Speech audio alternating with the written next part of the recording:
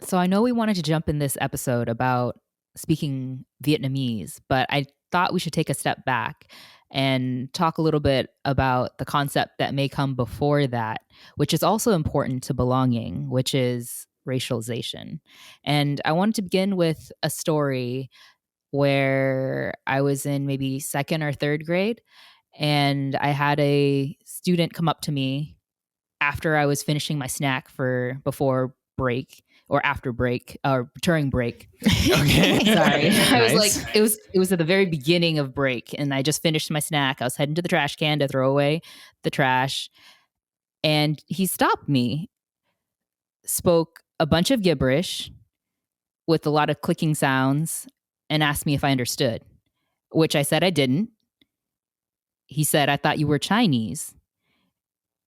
And I said I wasn't. Mm-hmm. Good job, Han. And just a moment like that, it made me think, like, why am I so different? It made me ask myself, like, what about me makes it seem or have him think that I am Chinese and would speak in that, like that. I don't know if it's a language per se, but No. So just to jump into it, we're going to talk a little bit more about racialization in this episode and delve into what makes us realize, like, when we've felt this sensation of like being different. And it's not always a story that's so clear, but I hope we can get into some more details about each of our own individual experiences as we get later on into this episode. Welcome to Book 2, Chapter 3 of Growing Up Nguyễn. Welcome to Growing Up Nguyễn, a story of 4 siblings Holding on to our identity while fulfilling our parents' dreams. I'm Hương. I'm Karin Hạnh. I'm Hedda Hiếu. And I'm Ben Hoàng. These are the blessings and challenges of growing up Nguyễn in America. I feel like before we start, we should probably have some sort of base definition of racialization to start us off. Because, you know, everyone would be having different definitions and you never know. So to me, racialization is when people box you in and they tell you what you can and cannot do based off of your race. And eventually you kind of start believing in that narrative of what you can and cannot do. Yeah. I think to add to that, I always think about the definition of racism that my professor at UC Davis presented to me when we were in class, because somebody had asked her about like hierarchy and rankings. We were studying the presence of Africans in India. And she was talking about how, well, she basically called us out for the fact that we're very focused on racism based on the color of someone's skin. But at its core, it's a structure of racism is a structure of oppression based on the assumption of superiority of one group over another based on a certain characteristic. And that's a very long definition, but it's what we have in America, that we look at racism based on someone's skin color. And based on like skin color, we have social and political structures that are put into place to reinforce the difference or disparity between people. It's based on that characteristic of a certain group. And so to give another example, one instance she gave us is there's like a community in Latin America which looks at people's eye colors instead of the color of someone's skin. And that's how a hierarchy is in place. So you would only be able to judge someone, not only be able to judge someone, but you would judge someone by looking at their eye color instead of their skin color. And that just put a huge, I just got a really different perspective on race after that, and racism, because it's really about the like structural oppression, which again sounds like a very big word, but I want to give another example. So when I think about racialization, which comes from racism, this structure of oppression, I think about when Sandra Oh, who is the leading actor in Killing Eve, when she first got the script for that, she was asking who the main character would be. She like didn't believe herself. She's an Asian American woman, Korean Canadian. Yeah, Korean Canadian, who didn't believe that she could have a leading role because she was an Asian American and she Asian person. There's no women who have leading roles like that, and so she never imagined it for herself. And I think that's when it comes to having that social structure in which you feel boxed in because you feel like there is only a certain place for you. Oh, wow. That brought up a lot of stuff for me, because I think of back in high school, I could not imagine myself being in any of like the lead roles for shows. I definitely felt that, especially when the high school did Legally Blonde. And obviously that's not a very diverse casting, first off. But I just remember looking at the MTV version of, what is it? Legally Blonde. And I was like, I can't see myself playing any of these characters. There's just no one that looks like me. And the one like Asian person that was in it was supposed to be a foreign exchange student or something like that. So I was just like, I don't know where I fit in. How do I put myself here if I don't have anyone that seems like they have, like, there's no role for me, you know? And it kind of went further because I just never believed I could get a lead role until my high school said, or I guess we all went to that same high school, so it was our high school, said that they were going to do The King and I, which is supposed to be an Asian show. But I remember that a lot of the theater kids had started being very opposed to it because we had probably 3 to 4 Asian guys in our whole theater department, and overall the show was supposed to be like a whole family of people that were Asian.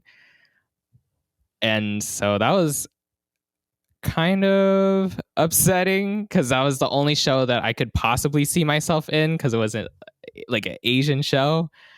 I don't know. It's hard because I feel like there's nothing that fits me in theater.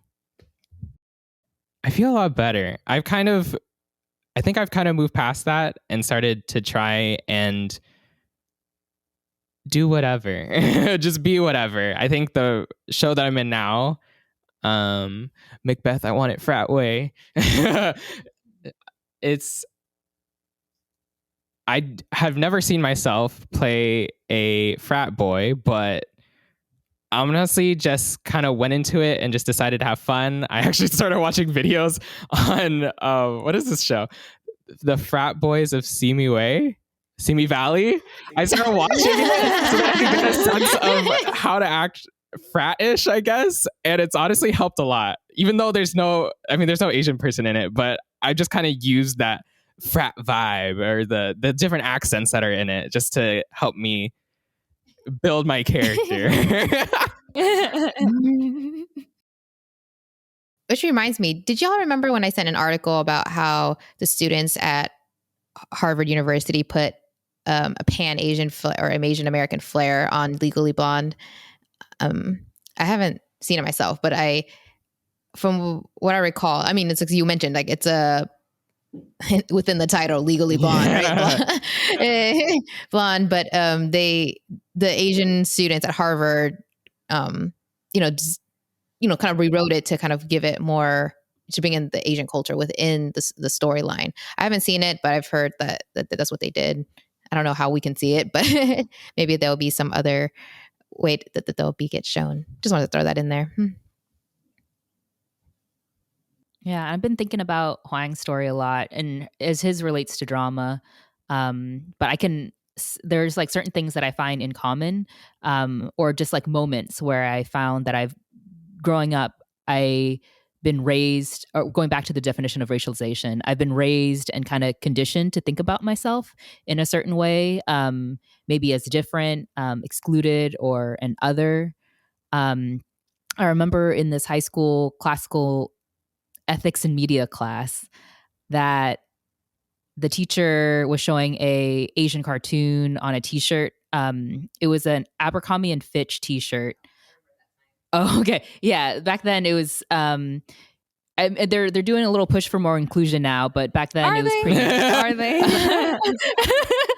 It was pretty exclusive. We'll just say that.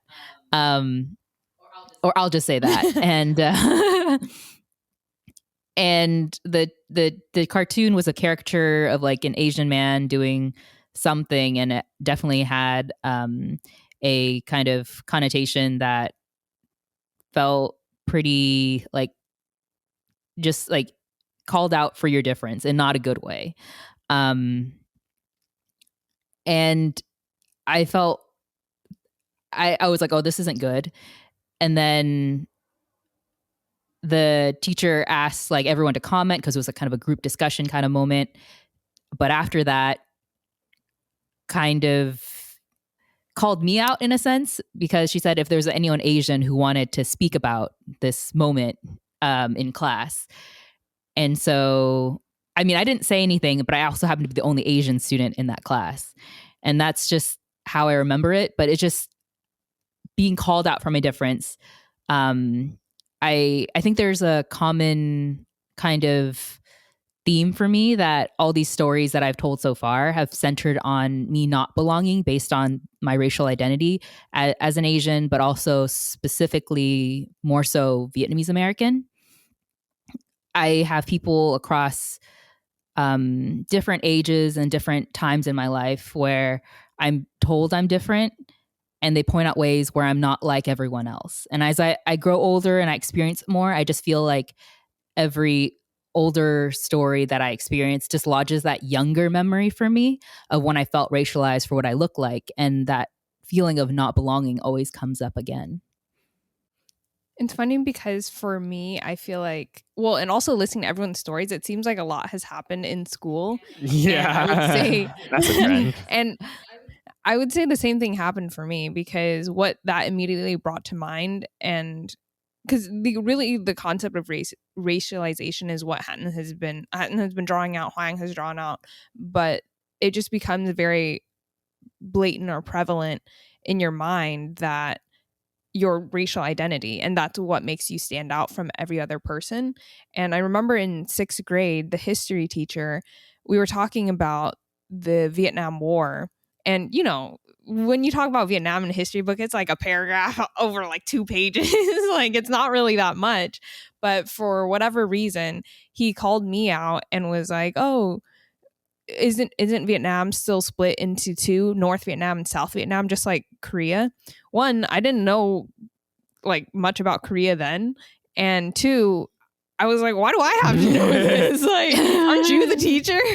And I just said no, because I have not like, I knew there was like regions the way like Miền Bắc and Miền Nam, which is like the north and the south of Vietnam, but it's not split up the way that there is like a border line. So that's what I said in class, but it was still really uncomfortable because it seemed like I had to know everything about myself, and being in the 6th grade, it felt really uncomfortable because you don't know everything about yourself. And when you go to school, you don't learn about your own history of Vietnam. Like, we went to Viet Ngữ on the weekends, which I think went through history a little bit, but it's not the same as having it day in, day out, Monday through Friday. I was thinking a little bit about what you said about people calling it, because both of what you said. And I was trying to think back. It's like, I don't know if it happened so much in school. Maybe there were moments, but interesting. I always felt like, oh, cool. I get to share a little bit about Vietnam, right? I get to answer the question. And I don't know why I thought that way. I do remember in high school taking U.S. history, when kind of what you said, the history book gives you this, you get to towards the end of the year, and you got to cover the like more recent U.S. history. What is it, like Cold War and all the way up into the present, which is like early 2000s. And when the teacher got to the Vietnam War, maybe because of Hatton's story, Hatton had probably already told me that. I thought, oh my God, am I going to be called out to answer some questions about Vietnam? And I was like, all right, getting ready, like TikTok, like, yeah, it's separated. Yeah, this is how many million people died. I was like mentally preparing. And then the instructor said, you know, kind of acknowledged that the United States made a move that put and led to like the death of 1 million of Vietnamese people. And, you know, that there's Vietnamese people living in the United States, and how, you know, this is so important to how just because of the war has affected the social landscape of the United States and the economy of the United States. And it's like, whoa, that's like the first time anyone ever said that in a like a school setting, right? That's the first time I ever heard no, that. I was like, oh, okay. And so it was acknowledgement. So it's interesting that even though y'all have had moments where people have called you out, you know, in a way to, you know, based on what you look like, when I've had those moments, I've been kind of excited to be like, yeah, my parents are from Vietnam, and I'm Vietnamese-American, and like, I get to tell you about it, right? Like, I get to be different. I'm not, if you think about our multicultural parade in elementary school, where our school was predominantly Hispanic, we were a group, 5, 7 people at the most, carrying a Vietnam flag. Granted, we didn't know whether to star or the 3 stripes to use. But I was like, oh, you know, we get to like hold this flag that not too many people, like we're like, you know, we're like a minority, but we get to stand out and represent a country, because where else in the world would we have this representation but here? And that's just, you know, super cool to be different, to stand out and like represent something that's not the majority in the school. So in a way, I was like, oh, excited to be a minority, but only because I get to represent. And I remember last season when I told that story about on the playground at school, when the boy asked me if I was from China. Do you remember that the first book? It was on the playground, and I, you know, having grown up speaking Vietnamese, I didn't know how to answer. I mean, I did say I'm from Vietnam, but I didn't realize Vietnam is also in English Vietnam. I thought it was a different word. Vietnam. Oh, Vietnam. So it's still right. But, just, you know, going back to saying Vietnam, from that moment, I was like, oh, I get to, you know, let me kind of learn a little bit more about my country, because I almost took it as a little bit of, like, I don't know, what's the word? I just felt like I wanted to learn more too. I always had a curiosity, because I then hit me realize, oh, there's things I don't know, because I'm in the bridge between 2 cultures and 2 languages, and I wanted to know. So maybe it's a sense of curiosity within me. And like he said, we did go to Viet Ngữ every Saturday, you know, Vietnamese school, for 4 hours, 9 to noon, or 1. And we got to learn the history. And then it's through learning that history that I get to be like, oh, I can understand how Vietnam came to be, and it's kind of a little bit of its folklore and the history and all of that. It's information that I get to kind of put into, oh, who I am and what part of it makes sense to me. So I always think about kind of being like, oh, I get to, you know, represent a little bit of Vietnam here in the United States. But I totally understand the racialization. I mean, it's not cool to be called out. And I think there's a sense of curiosity, but there's a sense of also when you call out and you don't make gibberish noises and stuff. If you're curious, you know, there's a way to ask. So is there anything else you guys want to add? Or I mean, I just love what you've said so far, because I think it's true. I think we've had really valuable experiences too that have also kind of like balanced out the horribleness of people sometimes. But like at its core, I think it's also really difficult, because racialization is really like a story that you learn because of the experiences you've had of other people telling you who you are and who you should be, because Hoang feeling like he's not going to be in a lead role, or like me being called out because like I'm Vietnamese and I'm supposed to know all about the Vietnam War, it can be really uncomfortable. But I think at the same time, there is a lot of pride in being Vietnamese-American. And I think that's something that you really highlighted. So I just really love that. Oh, I didn't have much more to add. I was just thinking the whole time, wow, like there's so much pride in your voice when you're like talking about, oh, hell yeah, I'm Vietnamese-American. Like I wish I looking back, I just wish I was like that when I was growing up, you know? Because I don't know, I feel like things would have turned out different. I probably would have cared less about how I looked and how people see me. I would have just went for everything and just been like, hell yeah, this is me. I mean, I'm not saying it was hard. I mean, it was hard. There were moments, but it was more about self-identity rather than like, you know, like in my mind, it was like, who am I? And while there's like external messages, for some reason, I guess I had a strong sense of self then. But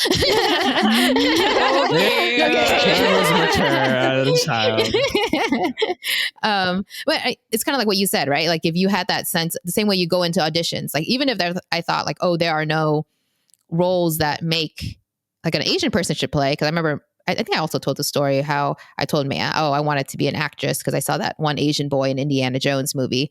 And they said, oh, Hollywood doesn't cast Asian people. I mean, it didn't really bother me. I think I just wanted to look pretty. And so, you know, I just did Vanya and be in front of a camera. Look at me now. But yeah, the same way, like if they, you know, I mean, granted, I don't think if I was called out in class, I just probably like, I'm not going to comment on this, but about history, I want to go back to like how Hugh had talked about her teacher calling out about the Vietnam history in 6th grade. And it's interesting because I don't think I've really had like a moment in school where it was like put on the spot in front of 20 plus students. So at the same time, there is something that is always interesting. And maybe that's why growing up together, you know, we can share these experiences and have these discussions. And why we do this podcast is even though we've grown together, we're 6 years apart, you and me, Hugh, but we've had different moments